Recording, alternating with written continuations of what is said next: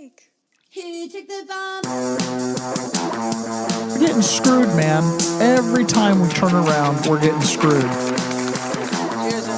Oh, the revolution's going to be through podcasting for sure. That's the only way we talk.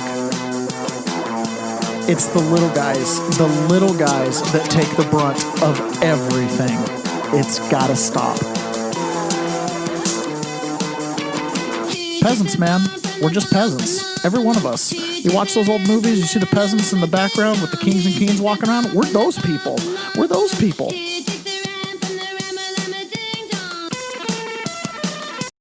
Good morning, Pony Boy. Just kidding. Good morning, peasants. Welcome to another episode of The Peasant's Perspective. Is it just us watching ourselves right now? Yes. What's going on? All right. Well, I guess we'll get started. My wife watches later, so. Good morning, everybody. YouTube's graded. What's that? What the heck happened? Oh no. Should we just start over? Maybe. Yeah, give her a new start. It's never happened before. Connected everywhere. Recovering, connected. Recovering. Yep. You know, one of our. Let's just keep going. All right. One of our regular listeners says he enjoys the audio problems. Two listeners, I think that. One of them lets him know this is not an AI show. Nope, we're not bots. There we go. Pony Boy. Oh, good morning, Pony Boy. We're not bots. This is not an AI show. And it's very gonzo journalism. We're just kind of making it happen every day. Someday, the AI will figure out how to say, we're not AI. Yeah. It's like cops. I'm not undercover.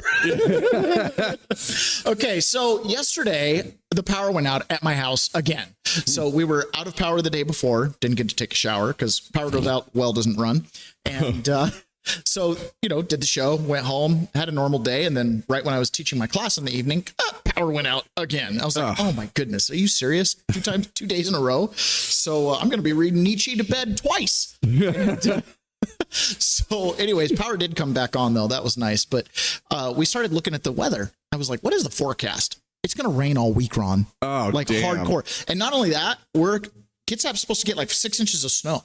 Oh, what? And like 10 inches up in the mountains or something like that. Oh, man. I'm glad I went to Costco. Rain. It's just one storm after another pounding the Northwest. Guys, Florida has a little hurricane, a little Cat 3. It covers the news for like 3 or 4 days, right? And obviously some of these storms can be really, really bad. I'm not saying hurricanes aren't horrible, but I've grown up watching storms on the East Coast that had no impact on me, right? Well, now we're in Washington, and these storms, a couple of the houses I flipped are underwater right now, Ron. Like, this could be my rental portfolio right now. So look at this. This is another updated video. Snap. This is another updated video of flooding around the Northwest. And this is Idaho and Oregon and British Columbia and Montana included in this. So this particular footage right here is Snohomish. These are farms that are completely underwater. You are not seeing this on any national news at all. No. None. This is Auburn. This is right next. Oh no, this is British Columbia. No, this is Kent Valley right here. This right here that you're seeing here is a Canadian province. Yep. Okay, so damn. Yeah, this is Sumas. This is Sumas, Ron. Oh. This is Sumas. Sumas. Okay, this right here is Green River levee failed. This is Auburn area. Tukwila and Pacific last night. Emergency orders. Get out. The levee broke. Wow. Yep. This is Depoy Bay. This is kind of a little bit east of us or west of us here. But this is Highway 2. Yep. Major highway. Major highway. Not going to be open till summer. This is near Tumwater. That's yesterday. This is Libby, Montana. So the storm is, they just keeps hitting further and further. That's the one that cut off. This right here, this gas station is like the gas station 1 block away from a house that I flipped in Auburn or had in a rental portfolio for a while. This is crazy. Crazy. We used to always talk about when we'd go because I've flipped 250 houses around the Seattle area. And, sometimes we'd get one that was in a floodplain. It was like hard to know it was a floodplain, British Maximum 80. Yeah. Farms and livelihoods destroyed in rural communities. This is going to be, whoa. The Pacific Northwest handles water pretty well. So this is this is like, wow. Snoqualmie Valley Golf Club. Snoqualmie Valley Golf Club. They took a boat. They're on a boat inside the golf club.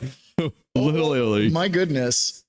Yeah, and there's more coming all week long.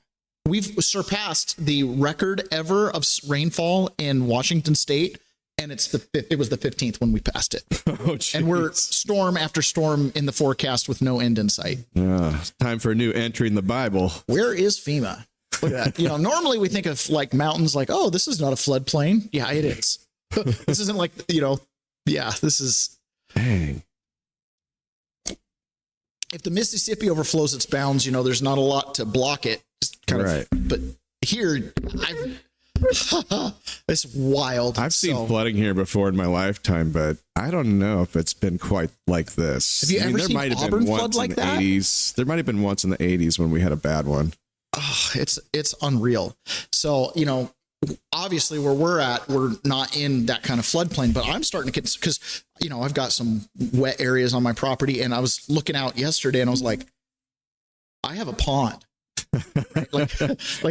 The water has come up through the ground, and the wetland has become 40 feet bigger, and I've got a big old puddle in my driveway that I haven't had a puddle I fixed my driveway. I regraded it. I haven't had a puddle in my driveway for a while. Right. And I'm like, wow, this is crazy. Well, most of Kitsap County, the water table is down only about 3 to 10 feet. And right now it's at grade. Yeah. So it doesn't take too much to saturate the upper lever. Our county has concerns with landslides and concerns with high bank waterfront sloughing off. Yes. As a contractor, I've dealt with dozens of lots. I can't count them. I'd have to really think about it, of properties where we've come in where their bank has sloughed off. I happen to live on a road with high bank waterfront all across the street. Mm-hmm. And I'm like, man, this is some really saturated soil. And up north in Hansville, that Powellwood Bluff up there. It recedes 6 inches per year. It recedes 6 inches per year. Yes. And with the storms like these and this much saturation, we might get that 6 feet this year. Yes. Or more. Anyway. Yeah, the 6 inches is just an average. I know geotechs that won't touch that area. That's correct. They're like, not doing it, because I can't give you a good report. So buyer beware. Rasmussen did some polling. So, the news has really been hammering on Trump lately. And yesterday there was a hit piece in Vanity Fair on Susie Wiles, the chief of staff, and instantly the entire cabinet came out to defend her. We're not even really going to cover that today because it's Vanity Fair. It's like a garbage publication. She did 11 recorded interviews with them and said things like, Trump he's like an alcoholic because he's a workaholic. Okay. Right? And J.D. Vance is a conspiracy theorist. And it's just kind of a lot of things that were snipped out of it. Maybe she said some things as a joke or whatever, but there's really kind of an ugly piece written on her. And I don't know. Everybody says she's the most loyal person to Trump. She stuck with Trump after January 6th when everyone else rubbed their nose at him. And so I don't know. I mean, a lot of people don't like Susie Wiles. I think she's just a really shrewd political operator. And one of the challenges is a lot of people want someone to come in and just be a bull in a china shop and start breaking things. If you don't think Trump is breaking things, right, you don't understand American politics. He's turned it on its head. He's cut off sources of funding. He's destroyed, entities like USAID, which has been, institutions literally running governments, and Department of Education. There was a thing last night saying like 170 federal employees have been fired, while there's been 700,000 private sector jobs that have been created. A lot of people look at all these people he's fired. It's like, not a problem. Okay. So Mark Mitchell from Rasmussen Reports has been doing polling, and he calls the young generation the Zoomer Waffens, as a throwback to the Adam Waffen group, which is a white supremacist group. And he's saying that the young generation is like, we don't care about politics, we care about action. Okay. Now, I've said the buses will be free. This is what I'm talking about. Oh, that's me. Sorry. The buses will be free. Under 30 voters, these Zoomerwaffen, these people who are just done with performative politics. They don't care about ideology at all. They just want brutal order. These people, 49% of them say he hasn't done enough of what he promised. Only 19% of them say he's done too much. And these under 30 voters, it's actually the under 40s too. They're the ones that agreed most with Donald Trump's quote about Napoleon Bonaparte, he who saves his country violates no laws. They're the ones that were most on board with Doge. They're the ones who, most of them, 3/4 of them, think that basically every elected official is using their position for ill-gotten gain. They're the most likely to want arrests. and they're most likely to be concerned about political violence as well. And so this is your future. The buses will be free. We've mentioned this. There's a divide. It's literally 40 years old and younger is like does not trust government and does not see the institutions that we have as serving the people. And 40 and older are committed to it because they've paid into it and bought into it and have benefited from the system a la home equity. Right. So one segment sees value, the other does not. Yeah. One segment's like change slow. We like it. The other segment's like burn it to the ground. Right. Big deal. The problem, Charlie Kirk's murder is what is the reason Trump is talking to boomers. All of his messaging has been really towards boomers. Okay. He lost his connection to this younger generation when Charlie Kirk died. Charlie Kirk could call him up and give him his ear, and Charlie Kirk understood this stuff clearly. Again, I have all these metrics that show that Donald Trump just hasn't delivered. And I understand that this is hard, but we're in a situation where people, in my opinion, don't really want to play by the rules anymore. Is the government doing enough to stop political violence in America? Only 17% of U.S. likely voters say yes. 64% say no. And this is after Donald Trump sent the National Guard to clean up cities to help support ICE. And so there's a lot of tools in our toolbox, but this is the same number. Like only 16% said the case is closed on Epstein. And 83% of Trump voters say that government agencies like the FBI and CIA still need major reform. So the job is not done. The job is not done. This is Brianna Morello, who reports for InfoWars. And I don't know if she's a White House correspondent, but she's over there all the time. And she makes a keen observation. We have more evidence. Look at this. Crimes committed. We're just going to hand it off to Congress, though. Good luck. Good luck. What are they waiting for? What the heck are they waiting for? Maybe you think it's going to poll badly if you file charges before the midterms. But the American people have zero motive to go out and vote for your party again and again and again. Midterms will completely be a landslide for Dems because you guys have zero cojones to do anything. We get more evidence of crimes committed, but zero action on behalf of the DOJ and the FBI. They continue to show you the injustice that took place, the crimes that were committed. And nothing is happening. Oh, yeah, just trust the system. They're working on it. Grand juries popping up, but we can't talk about anything. No, when there is a grand jury that pops up, we see that they're unable to land an indictment. Two times they couldn't get the indictment on Letitia James after her original one was dismissed. But her solution is to abandon ship and vote for Democrats. No, her that solution is that, to me. So, well, let's hear. This is Richard Barris, who is explaining the problem here. Okay. Like Trump can win an election again. Republicans. You're kind of directionally seeing the same thing, sir? Yeah, absolutely.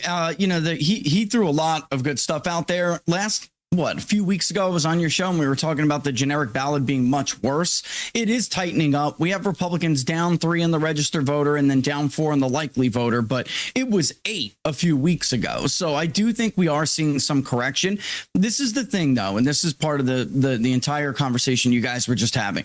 Trump's approval rating actually recovered quite a bit in our polling, but it didn't benefit Republicans as much as you might think. So I was listening to John Solomon, I'm listening to Mark Mitchell, and I would just throw in there that this has got to be big, right? So the voters are not, going to go down a checklist of, okay, Trump promised this on the campaign trail and I got this, this, and this. They want big reforms, Steve. They want big moves. And if you want to buck history, you're going to have to make those big moves. So one thing I would argue, John Solomon said that was 100% correct, and our polling shows it, is that Trump just may have to campaign against his own party here soon to get what he wants. And that threat, I actually think that threat will be enough for a lot of people, but he's going to have to do that because the voters now, with Trump improving, are seeing, once again, Donald Trump in a different light than they see the Republican Party. And there are voters out there that Republicans haven't earned their votes. I mean, it really is that simple.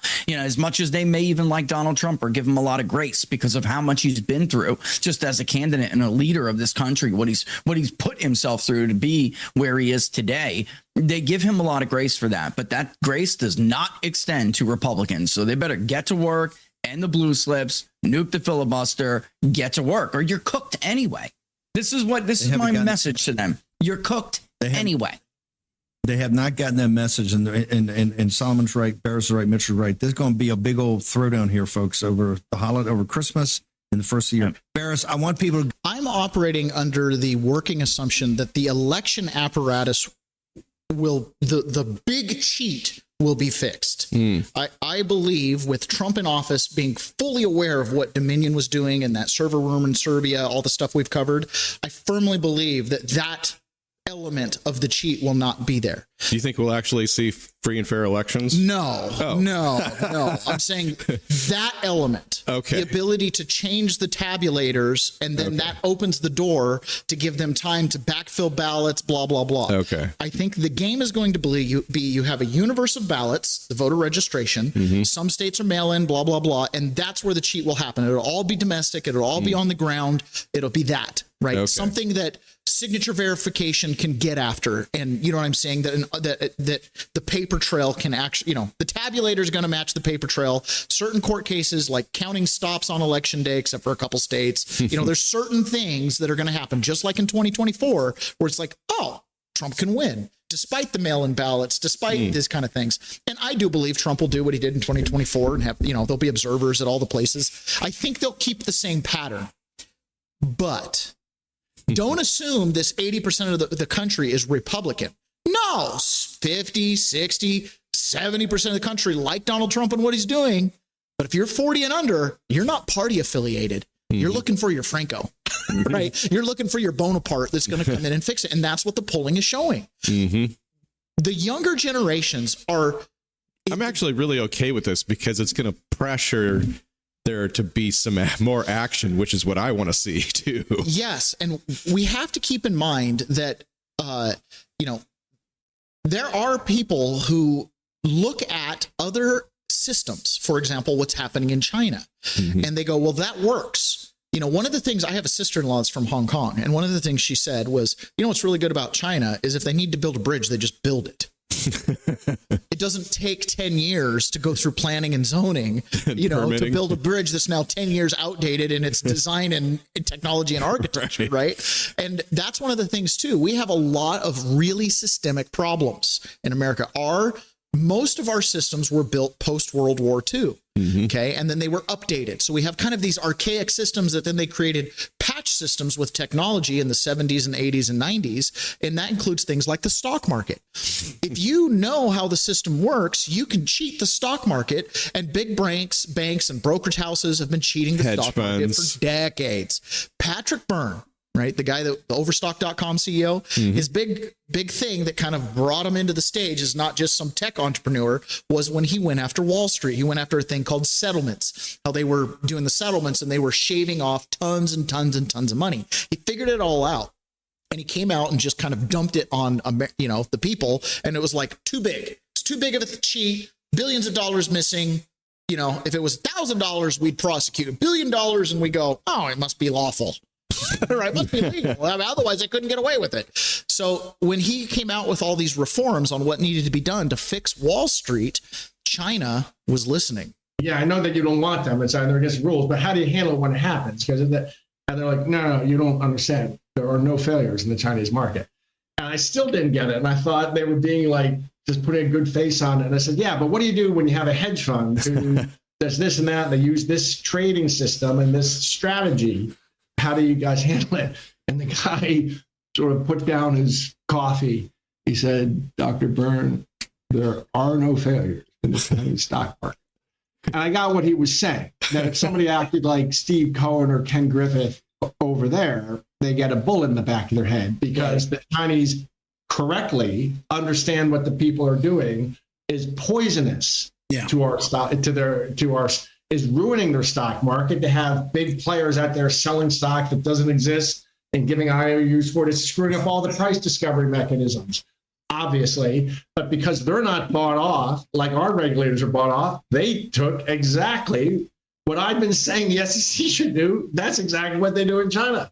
They're so much better capitalists than we are. What would you expect? When they take up capitalism, they do it better than we are.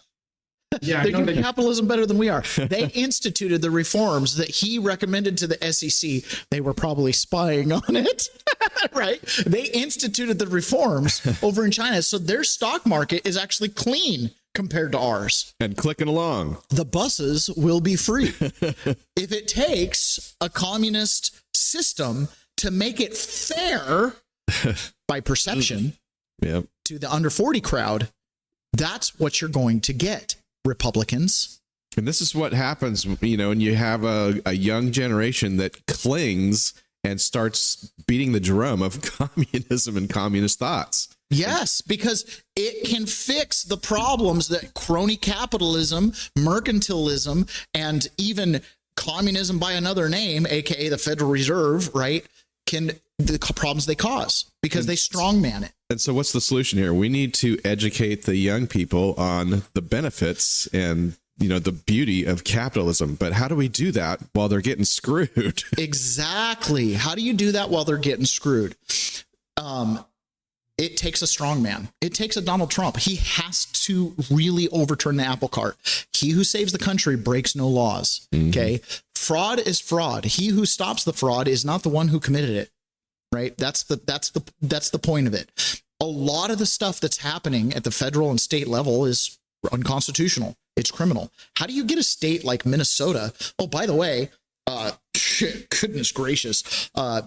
Secretary McMahon from the Department of Education wrote a letter to Tim Walz, told him to resign, and detailed all the fraud. And they said, we've been doing these student loans things. You guys had thousands of ghost students that you approved, and we sent money to the tune of $12 billion in student aid. And she's like, and it went to Somalia. Like it went to people that are not real. She said, resign, do the right thing and resign so we can fix this.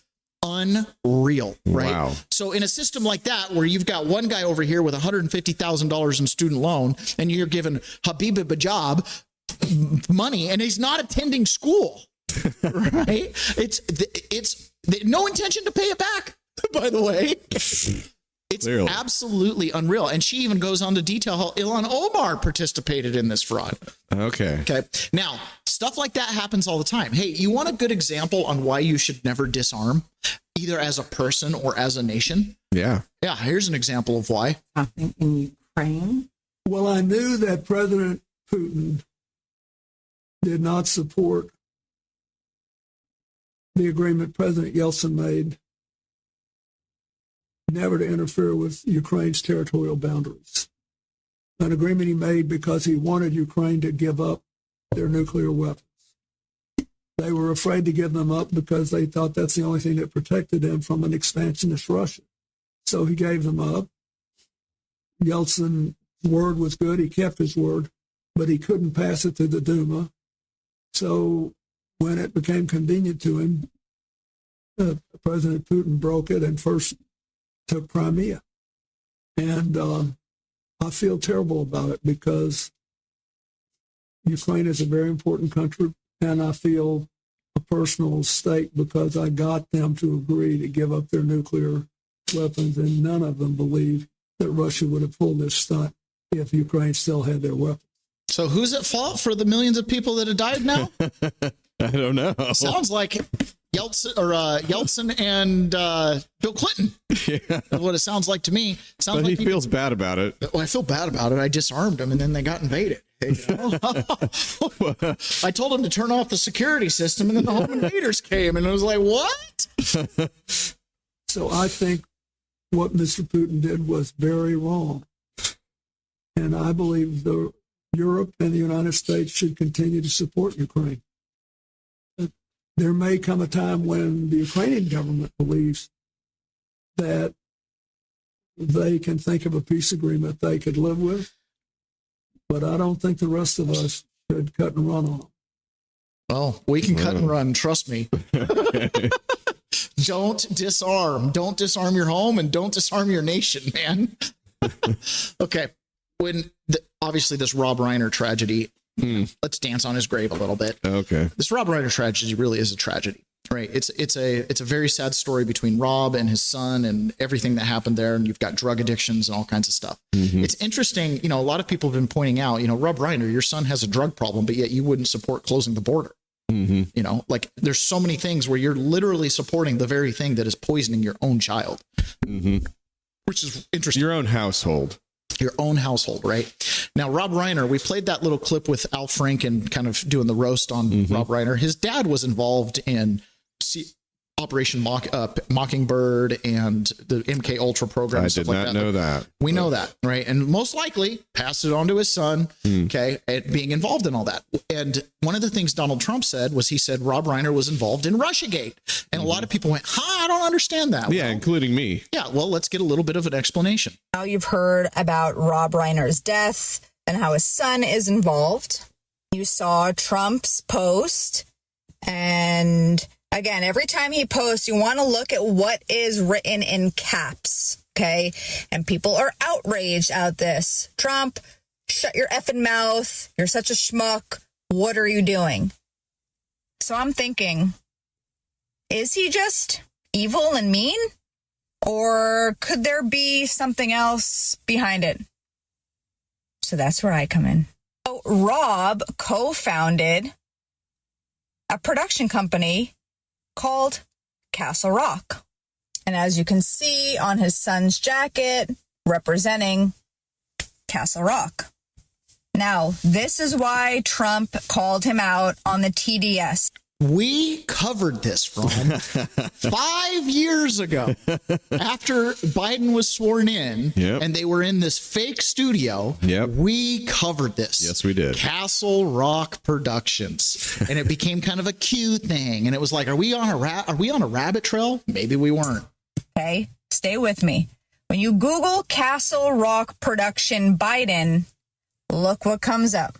All the fake sets. It's the literal production stage of the faux administration. Like this. Feel the light. And this. Yep. And this. Oh, wait. And then there's this. Just the casual 3-3. You know, probably nothing. Is Trump just an arrogant schmuck who needs to shut his mouth? Or is Trump giving us hints for us to see through the veil, to see through the smoke and mirrors, for us to use discernment, to dig a little bit, to use our common sense and realize, even though Rob's death is tragic, was Rob connected to TDS because he knowingly set the foundation to the fake Biden administration with all those production sets? Therefore, he was in on deceiving the country, the world, breaking our Constitution. You following me? Yeah, I am. Yes, we're following you. Yes. 100%. Now, yesterday, right when I walked out of the studio here, I got a hold of this clip. And if you want any more proof of this, either person can sit at either. There's Rob Reiner. Whatever. Oh, who's that? Oh, who's that? Whoa. Brennan. You don't have a good side. Clapper and Brennan. Yeah, let's have a little sit Me down. too. We're both of the follically challenged.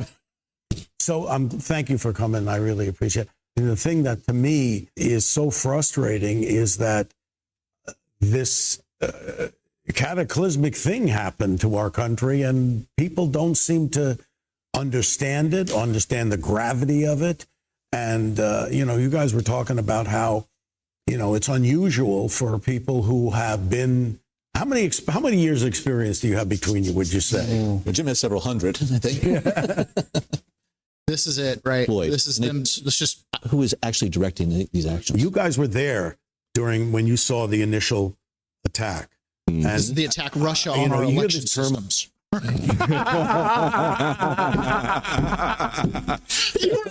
initial attack of Russia on our election systems, aka Barack Obama in the room with them. Oh my goodness. So Rob Reiner is the director. He's the producer of Russiagate. Yes. This is the guy. Now, he's been pointed out in the past, but I've always just looped him in with, just TDS Hollywood. I didn't realize he was like instrumental in it. Time, collusion, conspiracy, coordination. I mean, these things are thrown around all over the place.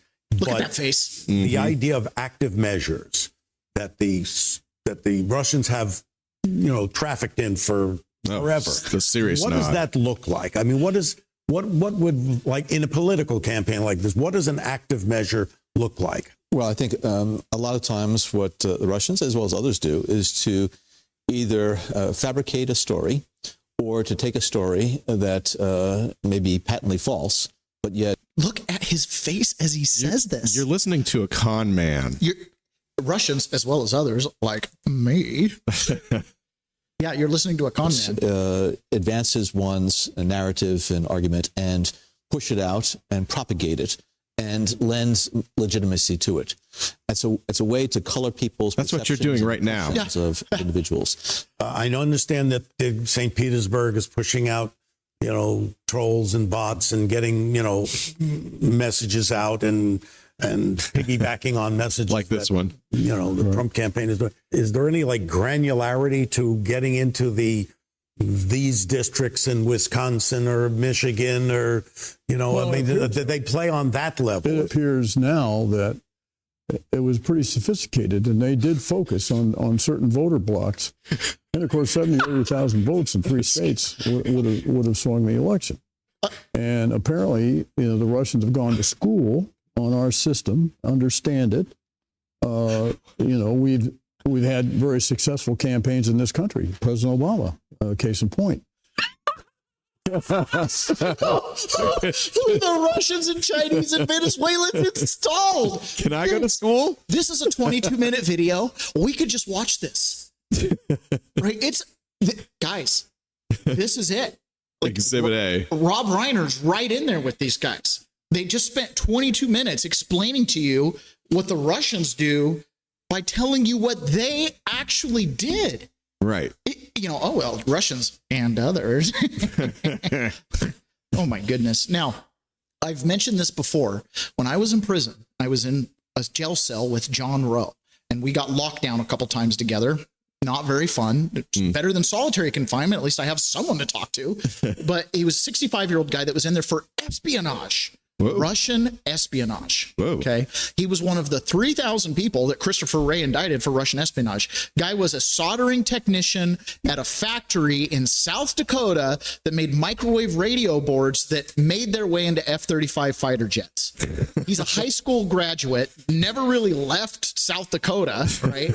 But because long story, he got entrapped. Okay. And basically he went to a job interview and they said, how many hertz do those radio boards that you used to work on broadcast? He's like, I think 200 something hertz. Boom. Classified info, arrested. Okay. Total bull crap. Super sad. So anyways, one of the things he said, because he had the Epic Times, he's like, they say that I was trying to spy on Russia, but he's like, there's no need to spy on Russia because American intelligence and Russian intelligence work together. And I was like, well, why is that? And he shows me this article. And there were 2 things that happened in a short period of time. One, there was a mass shooting in Russia at a theater by a Chechnyan Muslim group. And in the article, it said American intelligence warned Russia it was going to happen. And then there was some other event that happened in the United States where a terror plot was foiled, where it said the Russian intelligence warned America that was happening. So if the intelligence agencies, a la CIA, is in friendly communication with Russian intelligence agencies, are you really 2 different governments? Okay. You're somehow at some level, you're allies. Now, color this and inform it with what we know now, where Russia and China, right? You've got Russia and Iran that are directing what's going on in Venezuela and Cuba, right? As the muscle, with China as the chairman of the board. And our CIA, who is clearly embedded in drug trade, trafficking, gun sales all over the world, is, facilitating it all. They're the money guys. Yes. The CIA clearly the relationships between other governments and nations is different than what we think it is. Yes, it's a little opaque, I would say. So let me describe the way I see it. And Patrick Byrne seconds this. China, chairman of the board. Russia and Iran are intellectual backers. They've got the spy ops. Cuba and Venezuela have been the muscle. The CIA has been the bank. Okay. That's the one world government that we're looking at. And that collection of entities is what's trying to create the control grid and everything worldwide. Okay. They, including the CIA, want to see the dissolution of the Constitution of the United States, because once you do that, there's no bulwark for freedom and individual liberty. Russia believes your body belongs to the state. That's their ethos, period. They do not believe in the individual liberty of the individual, right? They believe your body belongs to the state.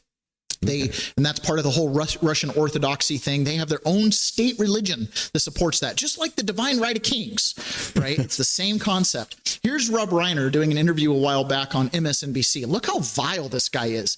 He was the purveyor. He is the virus, right? There is no crisis except for the one that Donald Trump created. Yeah. There is no crisis here. But he created one, and clearly all he's interested in at this point, let's cut to the chase. This is about racism. This is pure and simple racism. That's all this is. He's hoping that the people who support him will be ginned up and running to the polls to make sure that brown people don't come into America. They follow the exact pattern that Hitler has. I hate to say it, with the propaganda, even down to the Red Cross went into Auschwitz. They cleaned it up for 2 days. It looked fine. They went back. They said everything seems fine there. You know, and it's a fascist playbook, and it's shocking that there are 40%, as you say, or 46%. Yeah, those people who are supporting what he's doing here are racist. Period. There is no wrong. price. I guess we're racist. Do you know who Angela Davis is? No. Okay, so she's a real racist. She's one of the biggest purveyors and people that want reparations and all blacks were slaves and that kind of thing. Well, it was a while back. She did one of these like 60-minute things. I can't remember what it was, but they did a DNA test for her to determine her ancestry. You know, where did the slaves that you descended from come from? And she got some interesting results, Ron. Any idea what you're looking at? That is a list of the passengers on the Mayflower. No, I can't believe this. On that list of passengers on the Mayflower, I have grandparents, and my wife has grandparents. Both of us come through lines that came off that Mayflower. Wow. And so does Angela Davis. Oh. My ancestors did not come here on the Mayflower. Your ancestors came on the Mayflower. No. You are descended from one of the 101 people who sailed on the Mayflower. And by the way, the 101 was Oceanus, who was my wife's grandmother or whatever that was born on the Mayflower on the voyage. Oof. That's a little bit too much to deal. So that woman's name is Angela Davis. She is one of the most anti-white and pro-reparations leaders in America. Not only did she just learn that her ancestors were colonizers, but she later found out that they were also slave owners. You can't pick and choose your bloodline, Angela, and 23andMe says it's time for you to pay up. Cut the check, Angela. So, right, we're all racist, apparently. Even those, everyone that came off the Mayflower, they're racist. Even Angela Davis. So the statement holds true, I guess, right? Yeah. Now, to extend this further, to understand this, Rob Reiner, the day he was killed, was supposed to be meeting with Norm Eisen. Who's Norm Eisen? Well, he was the, one of the biggest lawfare agents against Donald Trump. Right this minute, I had a Zoom with Rob and Michelle scheduled to plan for the 2026 election cycle and how we can preserve our democracy in this time. So it's hit me very hard, but what better way to commemorate Rob and Michelle than by sharing it with everybody in our legal fight club and our contrarian family. He was the director of Russiagate. Mm-hmm. He was the one who created the media narrative that got sent out into the zeitgeist. And apparently Norm Eisen was helping him out. Yep.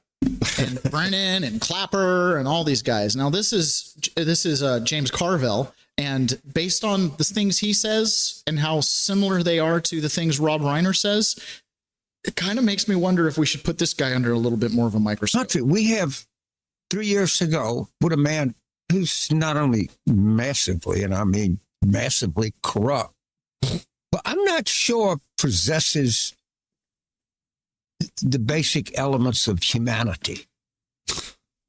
Brother. And I'm not sure he's not getting worse. It's not up to me because, frankly, I wouldn't piss down his goddamn throat if his heart was on fire. But nobody expects me to do that, or people that listen to this. Now, Ron, why would you say something like that? Because the buses will be free. He's not talking to you and me. He's talking to the under 40 crowd that just want to see something change. Anybody who guarantees change, anybody who guarantees to burn the system to the ground is going to win. So the Democrats are going to campaign on a socialist communist platform because, look, China's got a lot cleaner streets than we do in Seattle. Maybe their system works better. Look, everybody in China gets a house and a guaranteed job. I'm 32 and I haven't had a steady job since I was 21. Right? I'm in the gig economy. I have no pension, no savings, no 401k.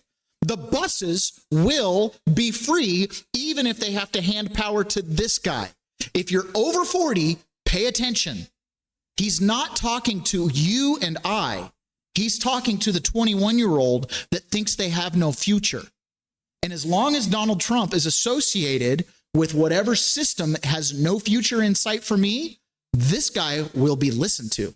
But I just wonder if deep down inside, somebody can't do some kind of intervention. Because this thing is deteriorating by the day. He's not going to win any more elections. That's already evident. That's already clear. But that's just one element. So we need to go forward and we need to deal with this. And maybe somebody can do it. But until then, I hope this holiday ends up better than the starting. Thank you. He's advocating assassination. Somebody's got to do it. Somebody's got to break the system. Break it. That's what they want. It's deadly serious. And as peasants, guess what? What do we always say? We have to live here. So no matter what happens, no matter who's in charge, I still got to deal with a puddle in my driveway. I still got to deal with all the things you have to deal with to pay your bills. And if you think that the reason you can't pay your bills is a government problem, well, you'll vote for anybody that says they'll fix it. Right? I don't know that handouts are the solution. Obviously, we have a certain perspective on economic policy and freedom and liberty and all that kind of stuff. But at the end of the day, there's one result that matters. And it's at this point, it's just become a symbol. The buses will be free.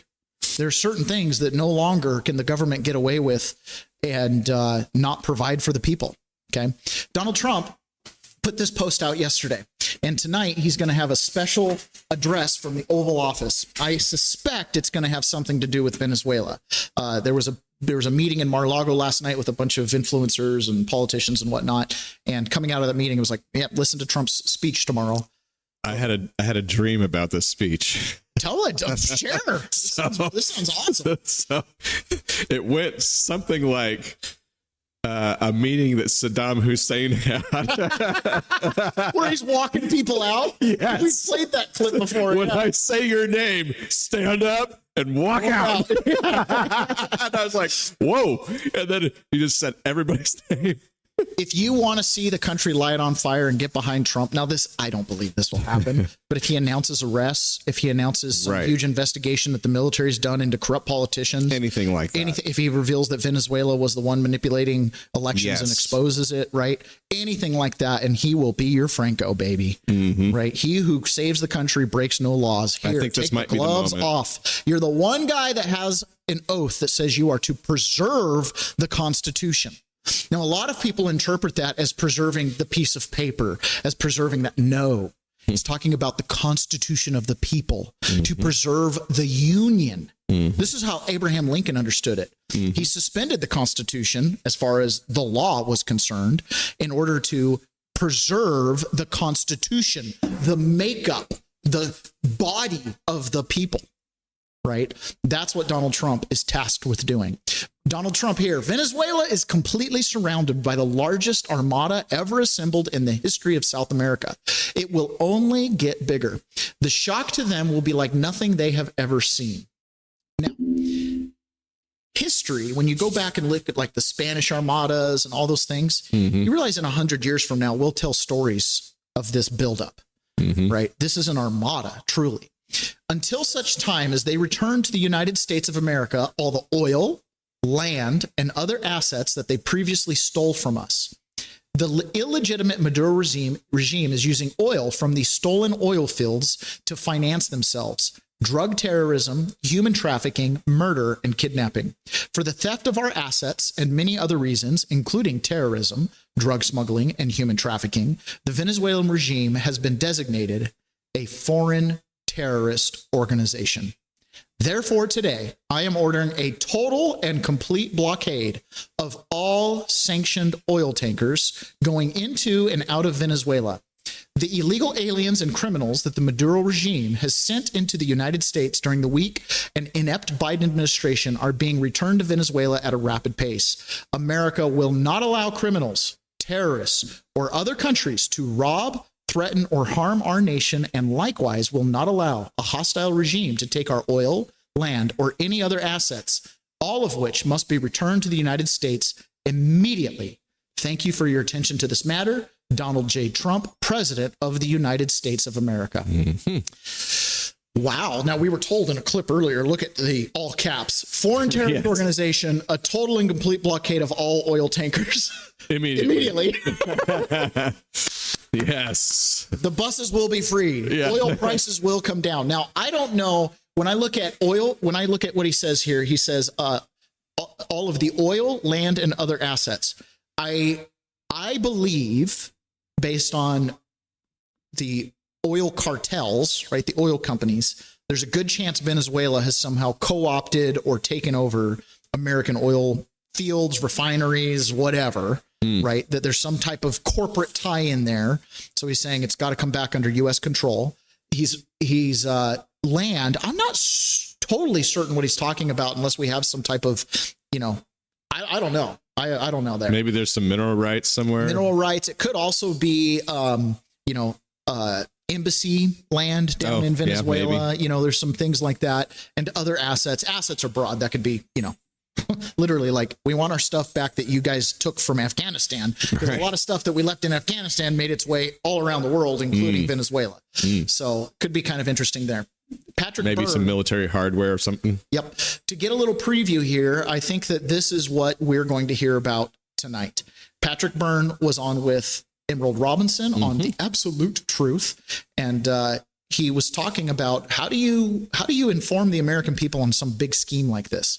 Well, one bite at a time. So there was a report that they released live on air yesterday that details Venezuela's involvement in the election rigging, human trafficking, all the things that Trump listed. The only thing Trump hasn't listed there was the elections thing, which, makes you wonder. And I've got some thoughts on that. Transnational organized crime and terrorism aligned with Iranian interests. It really is an instrument. I'm so glad. The rule is, how do you get the public to eat an elephant? One bite at a time. I learned this when I fought Wall Street. I came out at the beginning telling people, remember a year and a half ago, I was saying this is really a chain of command. The vice president are the Mexican cartels. They're the vice presidents. The president is Venezuela. Wait. Okay, gotcha. The vice president is the Mexican cartels. And the main cartel. The main cartel, the president cartel, is Cartel de los Soles. That's the real cartel. But then behind them, the CEO of the operation is really Iran. And the chairman of the board is China. So that's really the org chart. And now we're at the point where we're talking, we're moving up. The real problem with Venezuela is not just their shenanigans, but they are a hybrid ecosystem of organized crime and terrorism serving Iranian interests. I'll give you 10 examples we can walk through. It's kind of shocking how this has happened right across the Caribbean Sea. First of all, their military technology transfer. So Venezuela is now manufacturing drones and anti-ship missiles, and drones that can reach the United States and like missed Houston or missed Miami with something, and anti-ship missiles, so they can sort of dominate shipping in the Caribbean. Uranium supply. People know a very large 75,000-ton uranium deposit has been discovered in a Roraima Basin in Venezuela. It's just what the Iranians want for their nuke program. There's a whole system for invading. Now, stop me if you want me to stop on any of these 10 points. I can give you more detail. But there's a whole system, a whole system for evading sanctions on Iran that runs through Venezuela and a program called Fonden. It's a $2 billion program that acts as sort of a sanctions terrorism. Hamas and Hezbollah have turned the wonderful Isla Margarita. 25 years ago, one of the many who got away was this beautiful Venezuelan girlfriend. And she used to tell me about Isla Margarita and how it has become the playground. It is all the college kids go to Daytona Beach for spring break. Spring break for Hamas and Hezbollah, but especially Hezbollah, is Isla Margarita. It's basically Isla Hezbollah. It is, but beyond that, there's all these terrorist training facilities. And Hamas, there was somebody who laughed, like one of the lefties in America laughed about when somebody recently referred to Hamas being in Venezuela. How could that? No, Hamas is absolutely, it's their foot in Venezuela. Energy and oil cooperation. Get this, industrial front projects. When Iran wants to acquire something that's on the sanction list for its nuclear technology, it's acquired. It may be a company. There's all kinds of ways that Venezuela steps in. One of them on nuclear technology is the CNC machines, which are like computer controlled, very precise manufacturing machines. I used to work in that field. Argentina buys them, then they get bought out of Venezuela, and then they get transshipped to Iran. So that's how Iran gets around. They have whole industrial projects in Venezuela that look like milk factories or plastic factories, but are really nothing more than a way of buying certain ingredients and diverting them for Iranian mischief. Transportation, it's the logistics hub of terrorism is Venezuela. Diplomatic alignment. And here's something really important we should know. Iran has, Iran has really perfected oppression, how you keep the crowd down. The Iranian regime is extremely unpopular. People go out and protest. And for example, when I was last there were snipers that would shoot men in the groin if you're in the protest, and women in the face or the throat. And women sort of had a special fear getting shot there. And you do that a few protests and kind of they take care of themselves. They also have rent-a-moms. They have their own, like Antifa, but it reports to the government, basically like under Biden. And the Antifa, the black shirts, would show up and rough up students who tried to all of these techniques have been taken by Iranian Revolutionary Guard, have moved to Venezuela, and they've taught it to the Venezuelan police and military. So they've adopted these techniques to keep their people oppressed. So just like in the Islamic Republic of Iran, no one can protest for democracy. You can really, you can maybe take off your hijab or show a little bit of hair, but you can't really. That's what they've done in Venezuela, using all these IRGC techniques and officers. There's all of these IRGC officers in Venezuela teaching the police there how to do this. So who needs that in our hemisphere? Who needs that? And it's a threat to us. Iran operating right on our shoulders and training terrorists and sending them into the U.S. and stuff, building drones that can reach into the U.S. territory. It's insane. It is insane, right? Brennan told Intel Analysis to stop looking at anything from Cuba or Venezuela. Total focus on the Middle East, right? So this buildup, Middle East, they're focused. We're looking at all the factories, every school. But in Venezuela, they can just build a school and manufacture drones in it. It says drone manufacturing elementary. I'm sure the left, when we finally bomb these elementary schools, are going to be like, you guys are bombing elementary school, making drones in the basement, man. So one bite at a time. How do you reveal the fact that under our noses, we've allowed this to happen? And all these Tren de Agua people that have been flooding up through Venezuela, do you think they made a stop in some of these terrorist camps? You remember the videos after 9/11 of all these terrorist camps in the Middle East where, these young jihad soldiers are going across monkey bars and in and out of tires, the little boot camp. Apparently that's going on down in Venezuela, along with their bomb making classes and stuff like that. Guys, it's rough out there. John Fetterman, yesterday they had a huge Senate and House briefing, classified briefing on the Venezuela situation. John Fetterman got on with Chris Cuomo on News Nation, and Chris Cuomo's like, is this just about oil? Is this just about drugs? I mean, why are we shooting these fishing boats out of the water? And John Fetterman clarified some things. Did you learn? This gives me hope, by the way. The fact that, listen, I used to hate John Fetterman. How did we elect a guy that had a stroke and can't talk? But truly, I would vote for John Fetterman. Right? I would vote for John Fetterman. When I was 24, came out of college, I look at John Fetterman and I go, well, yeah, I get it. Like, you know, we want to have the right regulation and control, but it's about us. We're supposed to pay us, right? The people. So everything should benefit us, the people, the beneficiaries of this Constitution. John Fetterman gets that to some degree. Now, we disagree on abortion and maybe some other things like that, but, you know, I can get behind John Fetterman in a big way. If every Democrat was like that, we'd have legitimate, you know, debates going on. But I think we've got something different where we've got bought off politicians, clearly. Senator, that gave you any comfort that we're not heading into some kind of extended military exercise around Venezuela or in Venezuela? Yeah, absolutely. I thought it was pretty comprehensive, and this idea, some things out in the media, it's kind of putting out this that the military is just picking off, you know, any boat that comes across. That's just not true. I mean, there's extensive intelligence, and they know exactly who's on that boat, and they know what's actually on that boat right now.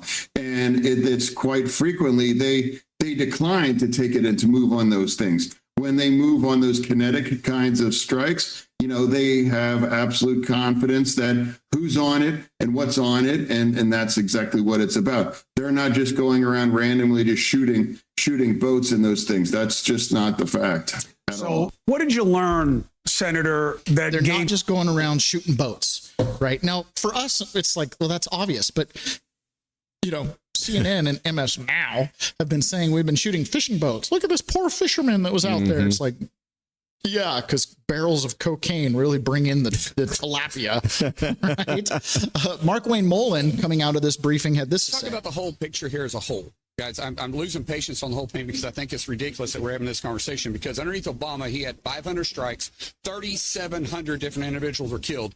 There wasn't a big show about this. What you guys are all upset about is the hemisphere that's working in. The hemisphere is these are drug terrorist organizations. The same people that Obama went after, some people we've been over for the last 24 years, were terrorist organizations that were wanting to kill Americans. There has been more Americans killed because these terrorist cartels drugging our streets, drugging every one of your all streets, every one of your all's towns, every one of the audience's towns. They killed more people in 2024 on our streets than we lost in the entire Vietnam War for U.S. personnel.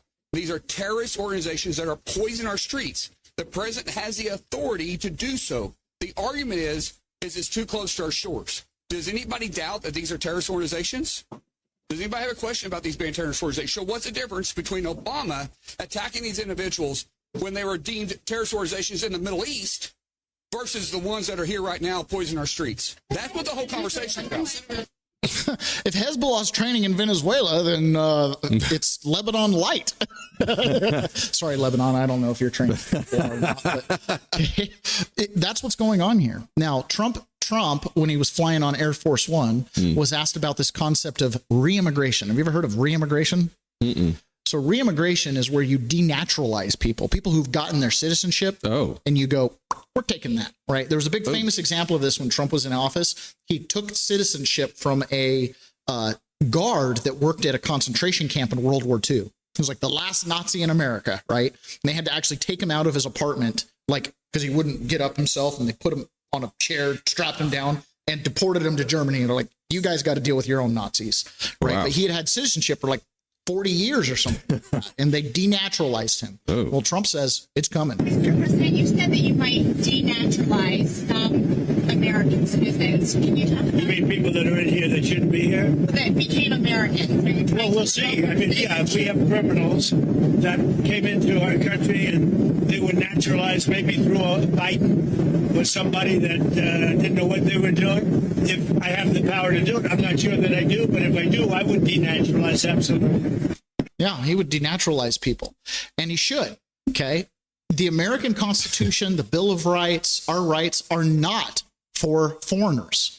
It's for American citizens. I'm laughing a little bit here because it seems like from that clip that Donald Trump is finding out that he has more power from the reporters. If I have the power, I'll start. Well, that's something I can do. Well, I would absolutely do that. And I'll start with people who hate our country, like Rosie O'Donnell. You got any more ideas? Yeah, let's do it. So this is U.S. Circuit Judge I can't say his name. Amul Thapper. Okay, and he wrote this decision here, and this was with regards to a illegal alien who was caught doing something illegal, and he had guns. And so he got some gun charges, and he submitted a motion saying they wanted the gun charges dropped because it violated the Second Amendment, that he had a right to carry guns as an illegal alien in this country. So this is a significant deal. There was a Ninth Circuit decision while I was incarcerated in D.C. that said that illegal aliens had Second Amendment rights, right? And actually, they had more rights to carry guns than American citizens who had those rights curtailed by legislation. Wow. So they somehow had this inalienable right to self-defense, whereas as American citizens, we don't have an inalienable right to self-defense. Okay. So this case here was addressing specifically, can an illegal alien have guns? This is a great time to ask the question, what does shall not be infringed mean? Yeah. Because I ask that all the time. It means the government can't infringe on your right to carry. Okay, so this is what he says. Tharper J., dissenting in part and concurring in the judgment, it is no accident that the Constitution starts with, we the people. Those three words encapsulate the radical idea that has propelled the American experiment for over 2 centuries, popular sovereignty. The founding generation understood that legitimate government derives its authority from the consent of the governed. The government is created by free men and women who consent to it, not that we get our rights from the government, right? The opening words of the Constitution ensure that no one can ignore that revolutionary proposition. It is unique to America. The principle now faces a direct challenge. An illegal alien asserts the Second Amendment right of the people to bear arms, arguing that the constitutional guarantee attached to non-citizens who have developed a personal connection in this country. Properly read, our text, history, and tradition squarely foreclose his claim. They reveal that the people refers to the citizens of the United States who consented to its government. Since illegal aliens are not citizens, they cannot lay claim to the right to bear arms reserved for we the people. Amen. Midler Escobar Temal is a Guatemalan citizen who illegally entered the United States over a decade ago. In 2022, officers discovered 3 firearms in Escobar Temal's home while investigating his alleged sexual abuse of his 14-year-old stepdaughter. The federal government charged him with possession of a firearm as an illegal alien in violation of USC 18922 G5A. Escobar Temal moved to dismiss the indictment, arguing that it violates the Second Amendment. The district court denied his motion. After pleading guilty, Escobar Temal appealed. The Second Amendment provides a well-regulated militia being necessary to the security of a free state. The right of the people to keep and bear arms shall not be infringed. When evaluating whether a law complies with this text, the court applies a 2-step process. We first must ask whether the plain text of the Second Amendment as understood at the time of the founding, which it was supposed to be for United States citizens who consented to the government that are natural here. That is a big deal, right? We the people, you don't have due process rights if you're not a United States citizen. You don't have constitutional rights. Those rights are preserved by the body of the people, right? We the people. And so DHS put this out and the White House reposted it. This is what we have coming for Christmas.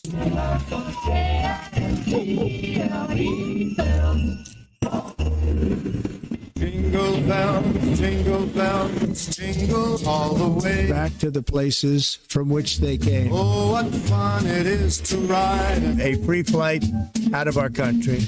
Jingle bells, jingle all the way. Any foreign country, as long as it's not here. Oh, what fun it is to ride in a one-horse open sleigh. Dashing through the snow. The buses will be free. There will be results and dramatic ones. The buses will be free. The buses will be free. Jingle bells, a sleigh ride to any country by here. And this has a dramatic impact, right? Every person that is deported affects you and I. And how does it affect you and I, especially younger generations? How do you explain this new stress that we're talking about that keeps showing up in all the polls, that people are stressed about housing, stressed about the cost of food? What is the administration's plan to rein in the cost of food and housing? Well, Maria, people should be stressed because this Biden inflation, as I said, it was worst inflation in 50 years. And Strategas, brokerage firm who you know well, had something. Jason Trenner had something called the Common Man Index, which was working Americans. So the accumulated CPI during the Biden years, called it 22%. For working Americans, it was 35. And that 35 was just a wipeout because it was groceries, insurance, rent, and the auto. And we are bringing that down. So energy, which leads everything, is coming down. Energy goes into grocery prices. So affordability has two components. So just like with the deficit, with the deficit, there are two parts to it.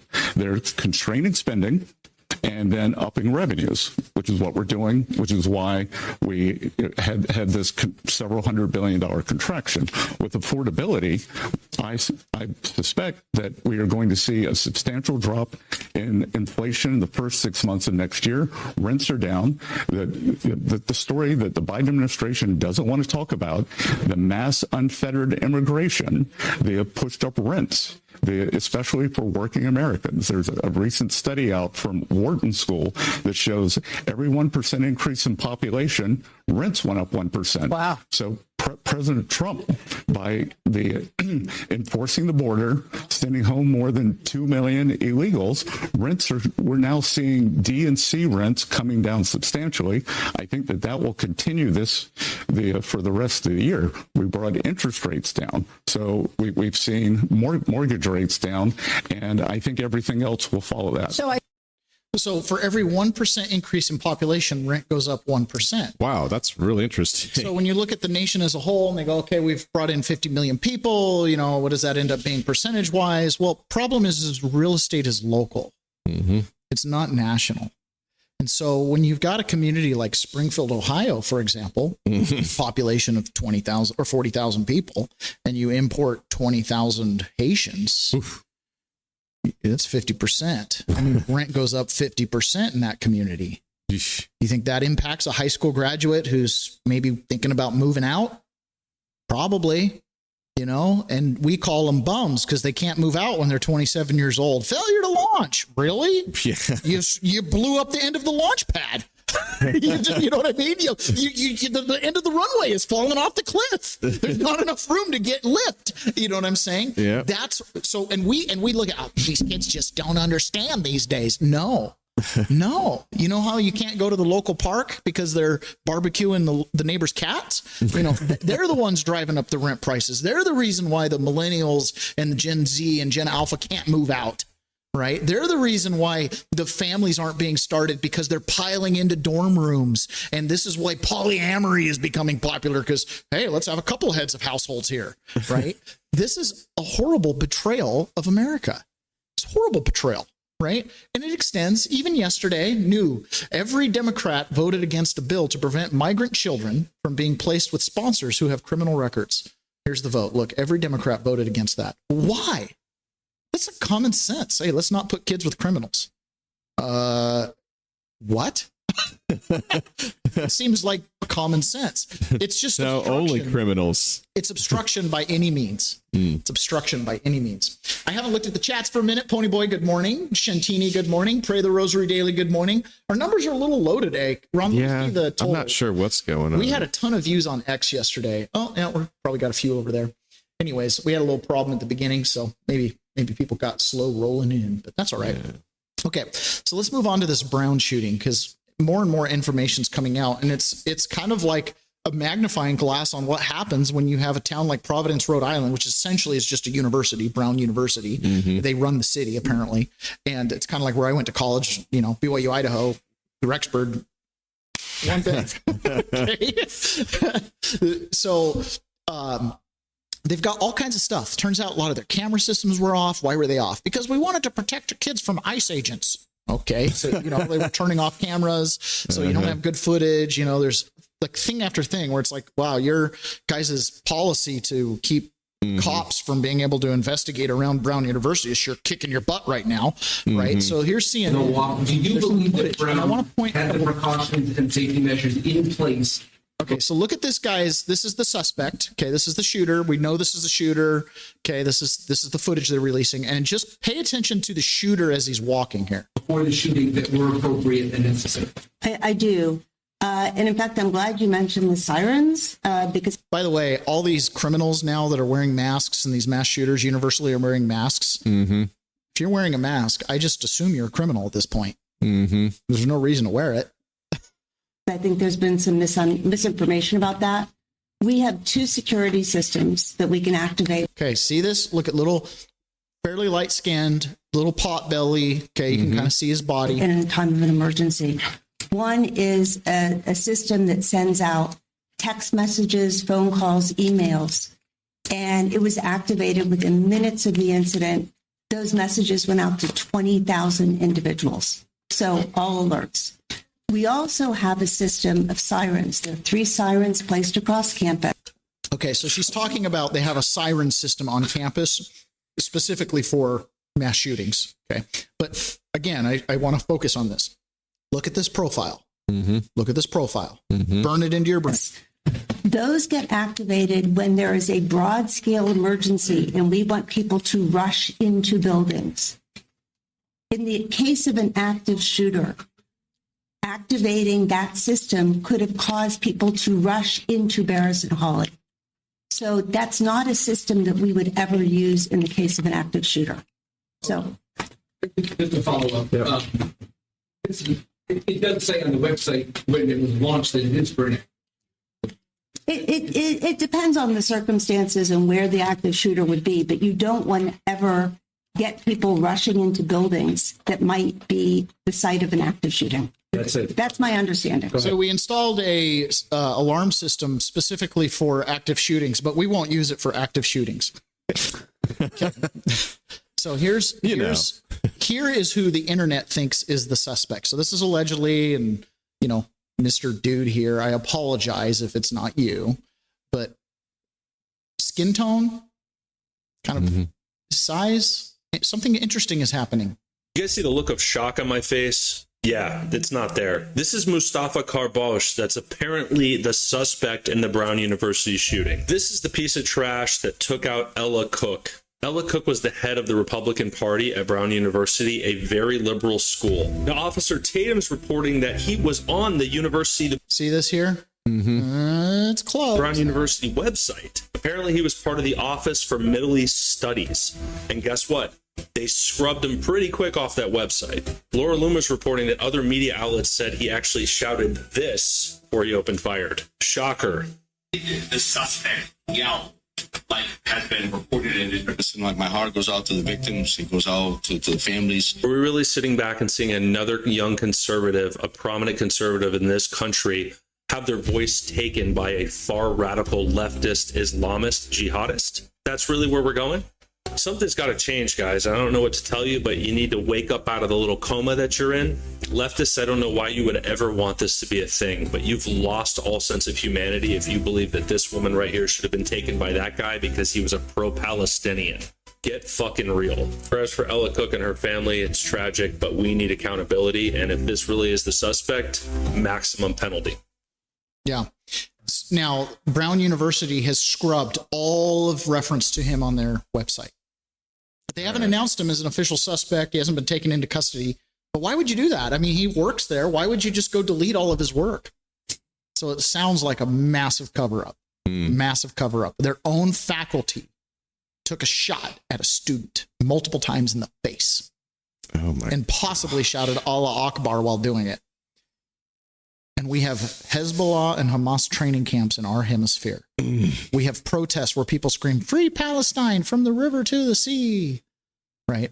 When it comes to anti-Semitism, it's a canary in the coal mine. First you come for the Jews, then you come for everyone else. You know what I mean? It's just, we can talk about the politics of Israel, like we talk about the politics of Lebanon, or we talk about the politics of Greece. That's one thing. But to be like, I hate Greeks, I hate Irish, I hate Sierra Leone people, right? No. I don't like your government. I love Americans. I have a little problem with our government from time to time, right? that's a different story here. So Jack Posobiec is on with Steve Bannon on Real America. Oh, they're on War Room. And he's describing how this press conference they had and everything that's happening just screams out cover up. Jam for time. Two things. All day you've been working on something about this individual. They did say, hey, it's too early. You can't do that. We don't know about it, about this person's, the Brown University scrubbing the site. Then the prosecutor jumped on everybody about saying, somebody just asked a question, is there any evidence here or anything about being targeted? Obviously, the Ella Cook situation, he went off on it. Your thoughts on what's happened today and behind the scenes, Jack, what happened today? Well, they're lying. They're obviously lying up there because the prosecutor, has no poker face whatsoever, they all lied and said they don't know what you're talking about anyone getting name scrubbed. There was an individual whose name has been scrubbed from that Brown University's website. I had a source from Rhode Island that said the police were aware of this and were looking into him. They hadn't confirmed anything, but they were looking into it. And that's who the prosecutor was referring to when he said, oh, you don't ask questions about this because, we know you're trying to make this a cultural thing and we don't have proof of that. He said, so wait a minute, do you not have information or do you? Because if you're trying to say he's calling people racist because one of the guys who people were looking at said this guy might be some kind of Muslim, might be some kind of migrant. And they wanted to know because he matched profile that people were looking at, and he was a member of one of these groups. No, we're not calling for any kind of extrajudicial responses here. We're saying people are out there on the internet saying, look, here's a guy who's on campus that seems to match this, that potentially could be a suspect. Have you looked into it? And they're yelling at them. They're yelling. But hang on, but Jack, it's worse than that because Brown University authorities there scrubbed this guy's site. I mean, what got the Pepes, and the Pepes were all over this today, is that this stuff is being taken down during the day, was it not? These are just factual events that happened this afternoon, correct? This was a name that came up this morning that I saw across, the internet, and I said, well, that's interesting, and I wonder what's going on there. I wonder if that's, any relation to this. Had no idea, right? Said, I certainly hope that he's being looked into. But then before the afternoon show came on today, they start erasing every single instance of this individual's name from Brown University's website. Why? And behind the scenes, you should know, Jack is getting a lot of people in authority back there saying, hey, there's something not right here. There's a lot more than they put in that press conference, a lot more. Anyway, John Solomon's going to take it from here. We don't have a chance. So it seems pretty obvious. They're scrubbing the site. They're getting ready to go after this guy, hopefully. Now, you got to know the timing of everything, right? So the shooting happened at 4:05 p.m. Eastern Standard Time. And by 7:33 p.m. Eastern Standard Time, something happened, over here on the West Coast, which is a little late at night for court stuff to happen. Kyle Seraphim, who was former FBI, right, has really been a dog on a bone when it comes to Kash Patel and stuff like that. He points something out because we had that terror plot that was stopped down in LA where they arrested these far lefties that were planning on building bombs. We talked about this yesterday. CI informants and all kinds of stuff like that involved. It smells like Whitmer kidnapping plot. And it turns out there's messages in the statement of facts or in the complaint talking about some of the people that were arrested are like, we don't know how to build the bomb. This is too much detail for us, that kind of thing. They weren't competent to do it. They had electronic timers and everything like that. So this is what he says. He says, I did the homework after the fact. The FBI agent in LA must have called the duty magistrate to get the complaint sworn out at 7:33 p.m. Eastern that they had this little weak terror plot interruption for the news cycle when they had failed to get the Brown shooter. When they had the Brown shooter in custody and then they realized they had to release him, it's almost like they just wanted to disrupt the news cycle with, but we're still going after terrorism. And they swore out this at 4:33 p.m. And look, within minutes is when let's see, what's the date? Let me make sure I got this right. Yeah.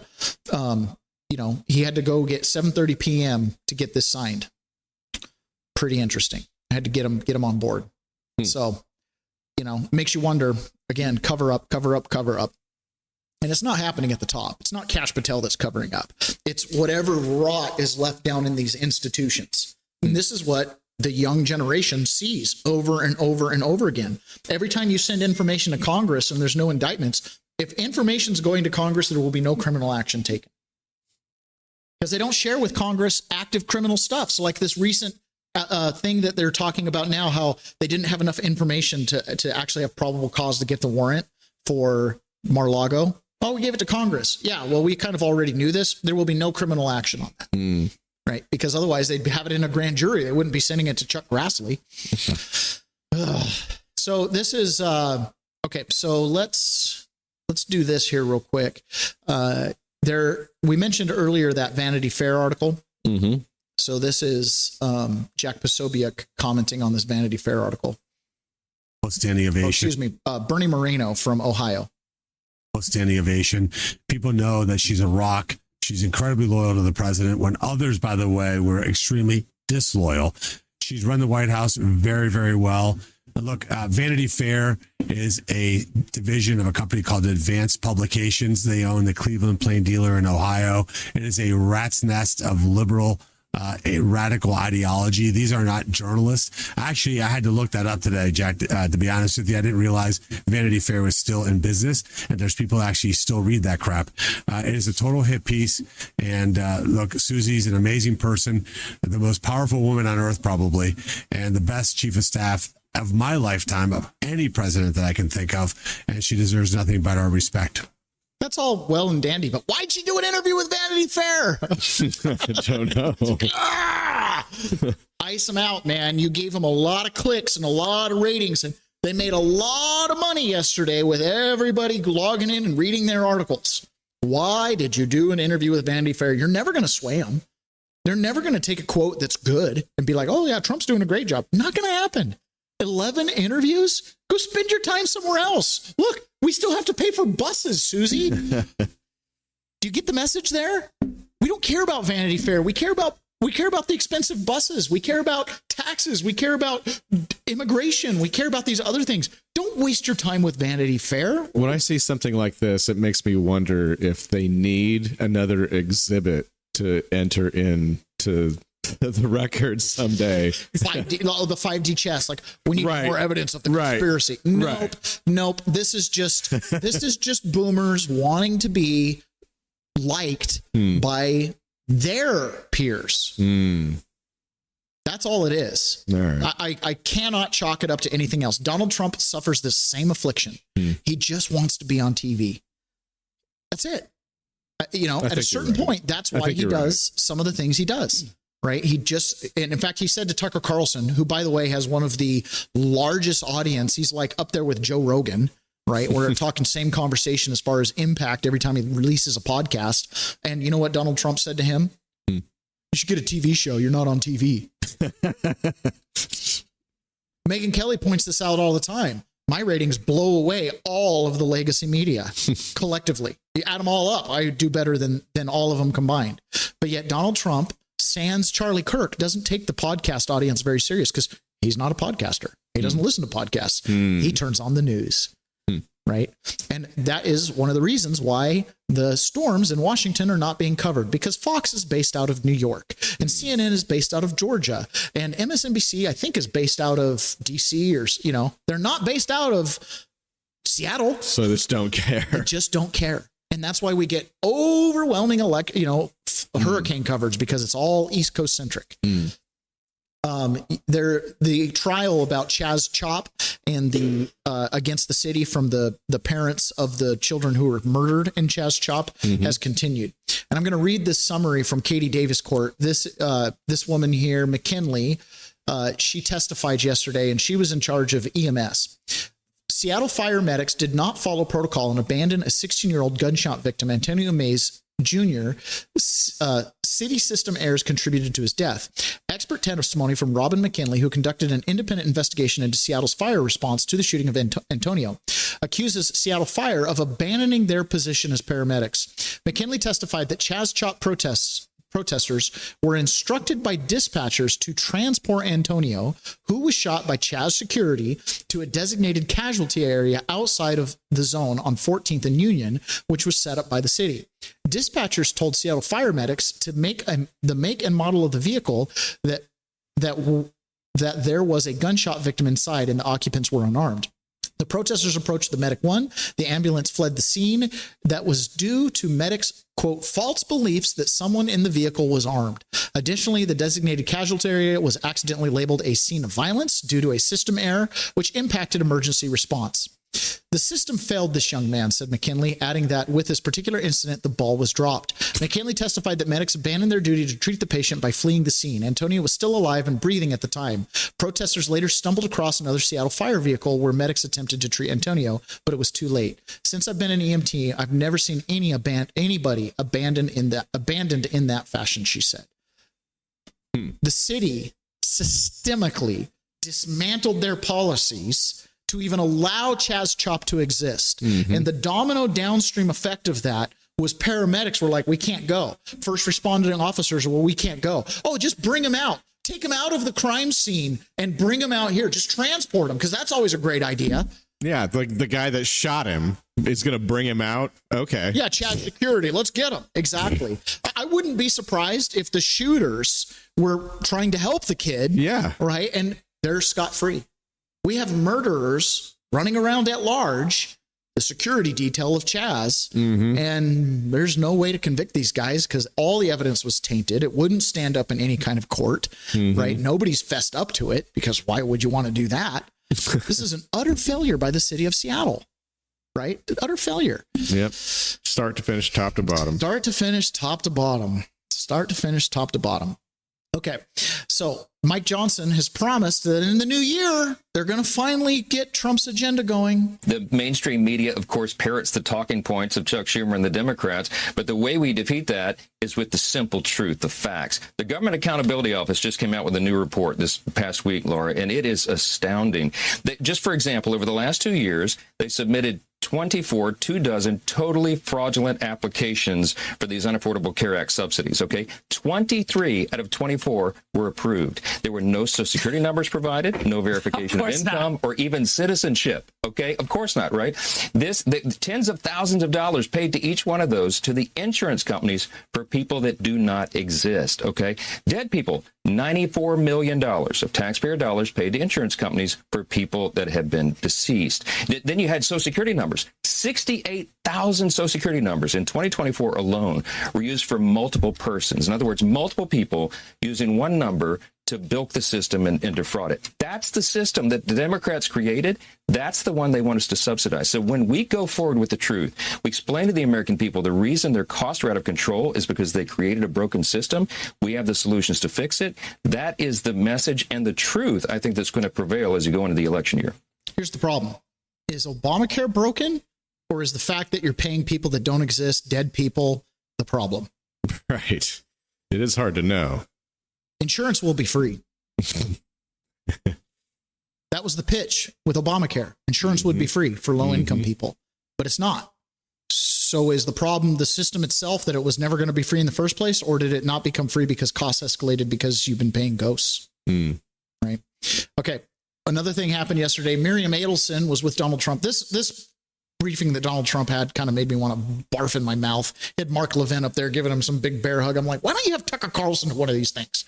Right? Like, it's just, Mark Levin's audience is like this big, and he's annoying. I firmly believe half of his audience are Democrats looking for things to, they're anti-Semites looking for reasons to make people anti-Semitic. Because listening to Mark Levin long enough, you almost become anti-Semitic just because you dislike him so much. Okay? That's how it feels. So anyways, but Miriam Adelson is another one of these Jews. Her and her husband, and I think her husband's passed away, they are the Epstein of the right.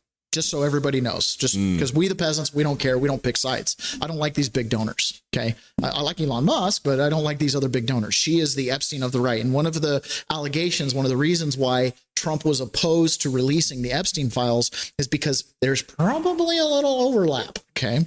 And he depends on her for a lot. And something interesting happened, though. Trump 2028. Adelson, you want to come up here? Come up here, Miriam. Miriam gave my campaign indirectly $250 million. She was number one. When somebody can give you $250 million, I think that we should give her the opportunity to say hello. And Miriam, make it quick, because $250 million is not what it used to be. Oh, geez. Incredible woman with a great husband, a man that loved Israel. I was hoping he was going to say our country. Well, Mr. President, when you were in the Israeli parliament and you gave a speech and you saw me from far away, at that time I came with a scooter to the parliament just to hear you. I wanted to hear you alive. And then you say, Miriam Adelson, and I stood for a second, but it was so painful, so I said. Then you screamed, Miriam, stand up. And I wish you would have known, but I stood up and heard all your compliment, and thank you very much. I saw you back there standing. Yeah, you saw me. In pain. Thank you. That's why I had you stand. Now I met Alan Dershowitz, and he said the legal thing about 4 more years, and I said, Alan, I agree with you. So we can do it. Think about it. Alan's here someplace. Where's Alan? Alan is here. Oh, he had a flight. Alan is here.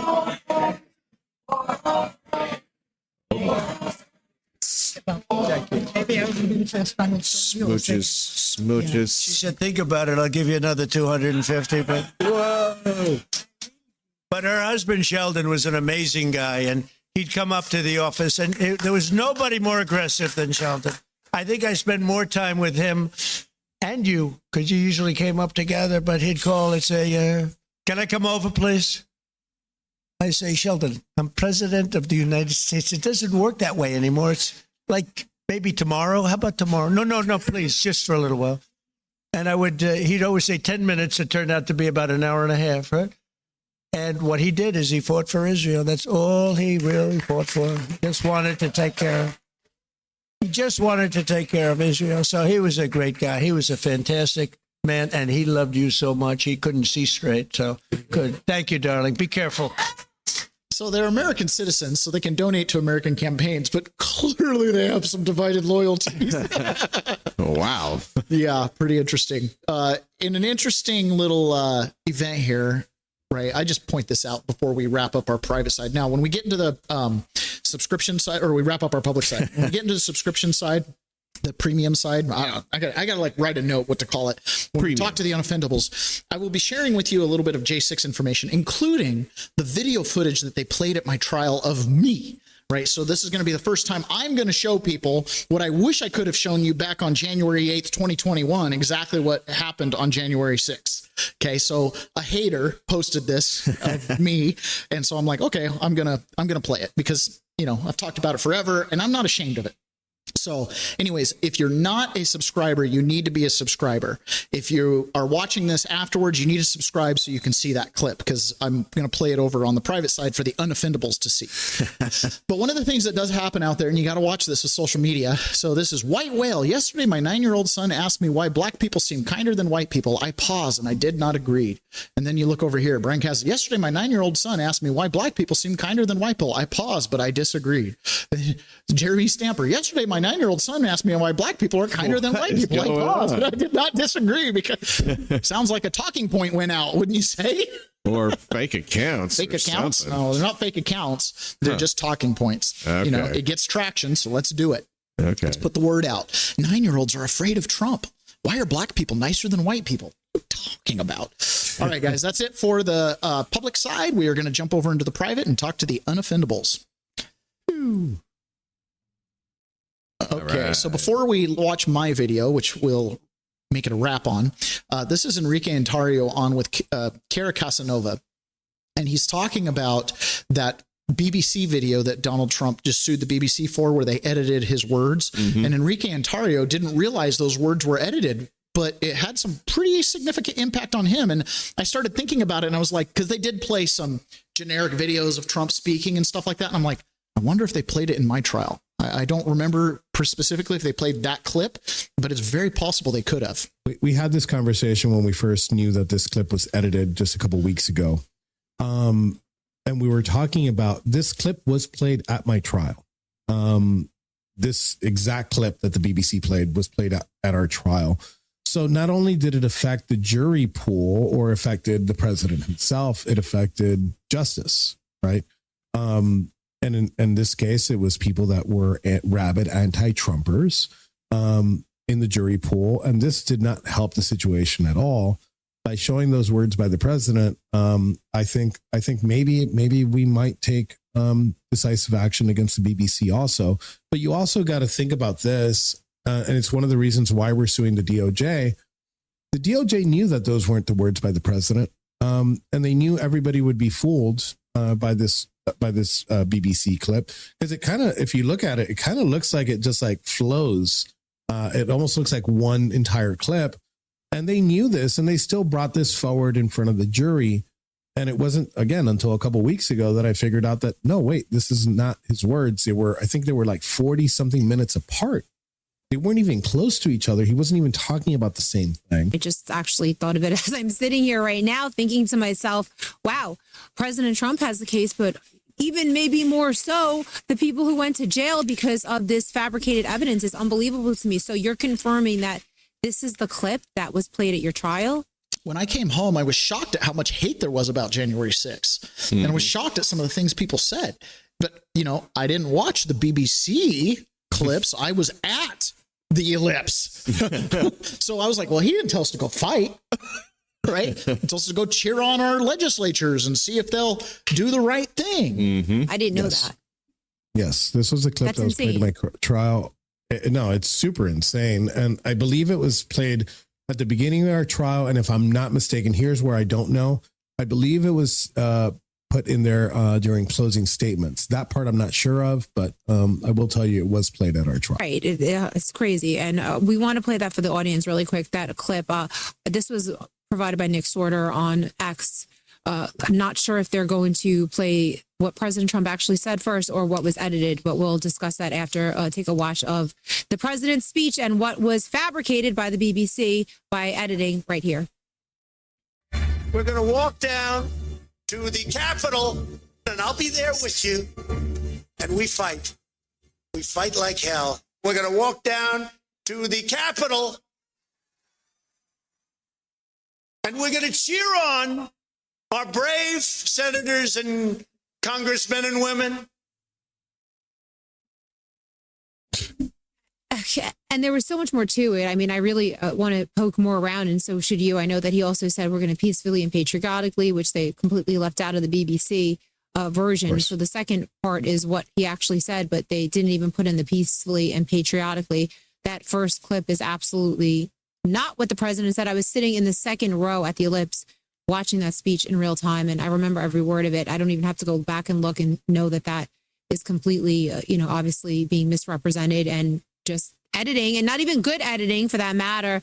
So something that we could talk about, and you should definitely look into, suing the BBC, suing the Department of Justice and those attorneys, those psycho attorneys that literally thought it was okay to use BBC edited footage instead of the actual raw footage, which I'm sure existed and they had in their possession of the president's speech. Is that legal? I don't know. I mean, I know prosecutors do dirty things all the time. So I'm interested to hear what your attorneys have to say about that, Enrique. Yeah, we had this conversation when we first knew that. I would love. I don't know. Maybe I'll get the inclination. I'll go back to my transcripts and see. You should find out. Yeah, you might have a case against the BBC as well. It could be interesting. So immediately after Trump's speech, this is me. Okay, so this is with the quote here. Travis, thank goodness I got my name wrong. Hey, Travis mentions thugs and talks about being targeted by false narratives about J6ers. Here we have Travis, who got 7+ years for his actions on J6, talking about breaking into the U.S. Capitol while a joint session of Congress is ongoing. Blatant election interference. Okay, thank you for not actually doing any research. And he pulled this clip from somewhere. I don't know where he got this clip. But, well, I know where it ultimately originated, me, but I don't know where he pulled it because it's been spliced. But as I was leaving the Capitol, this is where this first clip comes from. Now, keep in mind, my judge, when I was remanded, this was his exact quote, because, I wanted to go home. Thanksgiving was a day late, 2 days later, prepare myself for sentencing, that kind of thing. But he remanded me straight into custody. Mm-hmm. And his quote, when he says, Mr. John Atakis is not a flight risk. However, there is no evidence that he will not commit violence on the former president's behalf. Oh, my gosh. You're remanded. It's a double negative. There's no evidence that I will or will not, clearly. But under the premise that Donald Trump called for violence and I took action, It seems justifiable, right? There wasn't any evidence that you would or wouldn't do it then, and you did it. So Except for now, we know that he didn't call for violence. Call for violence, exactly. So this is me walking to the Capitol. Trump's speech, talking to you, our audience, by the way, recording a video to upload later for my podcast audience, for you guys, those that are listening. It's going to be for a podcast episode. Yes. Trump's speech is over. It was awesome. Some of you may have seen it online. It went over all the voter fraud. I am very concerned about Mike Pence. I have no idea what he's going to do. Did not love the way the president talked about that. And I don't know. We'll see. Anyways, we're walking over to the Capitol right now, and I don't know, maybe we'll break down the doors.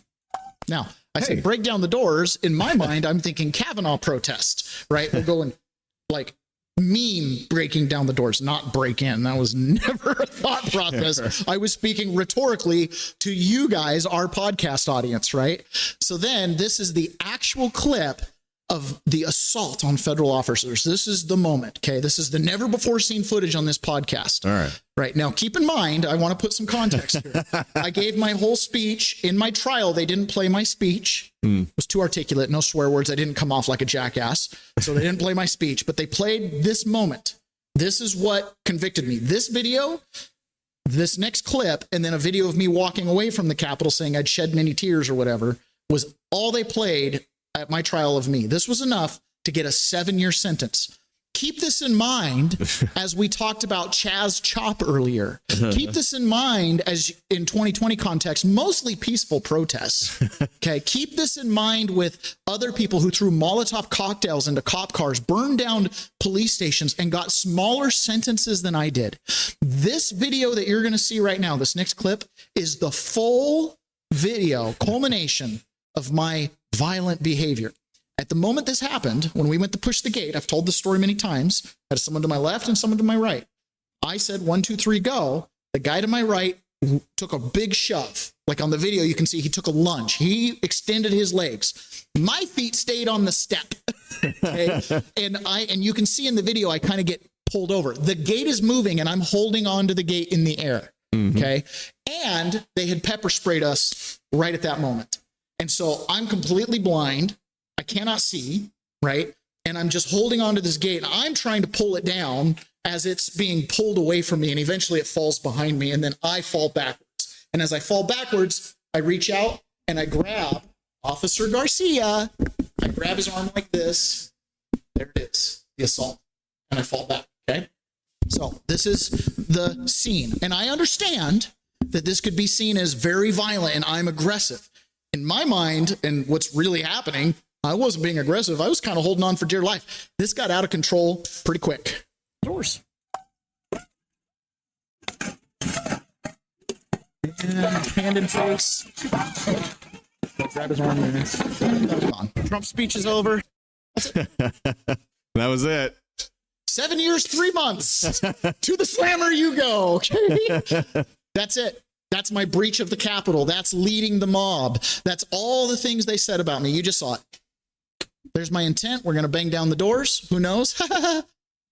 And there you go. Yeah. I did it. Okay. I understand why they can say what I did. It was irrelevant based on the BBC and based on everything that was out there. It was irrelevant. Any other reason. You were there. Okay. So that's it. I have no shame about it. I came home and told everybody about it.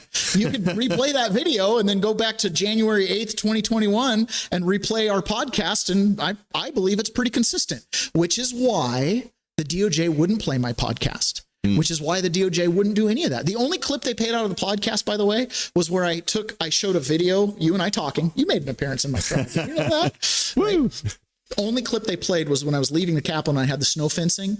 And I was like, yeah, I showed the picture in the trial on the podcast. And I made the comment, had that snow fencing been up, I wouldn't have crossed or whatever, but I was leaving. They implied in trial that I was showing up and saw the fencing. And that should have been my warning not to go onto the lawn. And they knew it was wrong. And they pulled that clip where it was after when I was like, dude, that's hilarious. They thought that was going to keep out the crowd. They didn't play the few seconds before when I said, this is what I saw when I was leaving. Okay. Anyways, that's it, guys. 7 freaking years. That's brutal. Oh man. All right, guys, that's it for us today. Thank you for joining us over here. And I'm glad I got to show that to you guys. I've thought about going and finding the clip because I don't have the body camera clip. The computer that had it, my Discovery. Did I tell you this got nuked by the TSA when I came home? Crazy. Yeah. So because my house didn't get raided, we maintained most of our electronics, including my computer, which had all my videos and had all the Discovery on it. And my wife used it when I was incarcerated because, we couldn't afford to buy a new computer. So she just kept using mine. And when she came to pick me up in Missouri, when we got into the airport, suddenly the whole computer gets nuked. Totally nuked. Crazy. Now, we were on the no-fly list. She got added to the no-fly list for the flight home. And that's why her bags went to a special screening. Computer never turned on after that. I don't know if TSA nuked it. I don't know if they had some type of virus on the Discovery where they could delete things. Something very curious happened to that computer. So if anybody's got serious technical knowledge and would like to figure out what's on that hard drive or what virus was there, reach out to me. I'm going to have a strong degree of trust for me to turn that computer over to anybody, but very interesting. All right, guys, that's it for us today. Thank you so much for joining us. And thank you, especially those of you that stuck with us, those unoffendables stuck with us all the way to the end. We'll talk to you guys again tomorrow. Bye.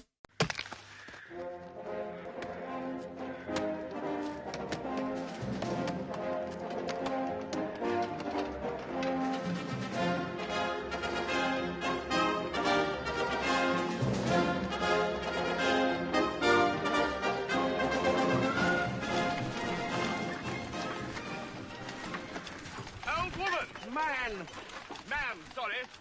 What knight lives in that castle over there? I'm 37. What? I'm 37. I'm not old. Well, I can't just call you ma'am. You could say Dennis. I didn't know you were called Dennis. Well, you didn't bother to find out, did you? I did say sorry about the old woman, but from behind you looked... What I object to is you automatically treat me like an inferior. Well, I am king. Oh, king, eh? Very nice. And how'd you get that, eh? By exploiting the workers. By hanging on to outdated imperialist dogma which perpetuates the economic and social differences in our society. If there's ever going to be any progress... Dennis, there's some lovely filth down here. Oh, how'd you do? How do you do, good lady? I am Arthur, King of the Britons. Whose castle is that? King of the who? The Britons. Who are the Britons? Well, we all are. We are all Britons. And I am your king. I didn't know we had a king. I thought we were an autonomous collective. You're fooling yourself. We're living in a dictatorship. A self-perpetuating autocracy in which the working classes... Oh, there you go, bringing class into it again. Well, that's what it's all about. If only people would... Please, good people. I am in haste. Who lives in that castle? No one lives there. Then who is your lord? We don't have a lord. What? I told you. We're an anarcho-syndicalist commune. We take it in turns to act as a sort of executive officer for the week. Yes. But all the decisions of that officer have to be ratified at a special bi-weekly meeting. Yes, I see. By a simple majority in the case of purely internal affairs. Be quiet. But by a 2/3 majority in the case of more... Be quiet. I order you to be quiet. Order? Who does he think he is? I am your king.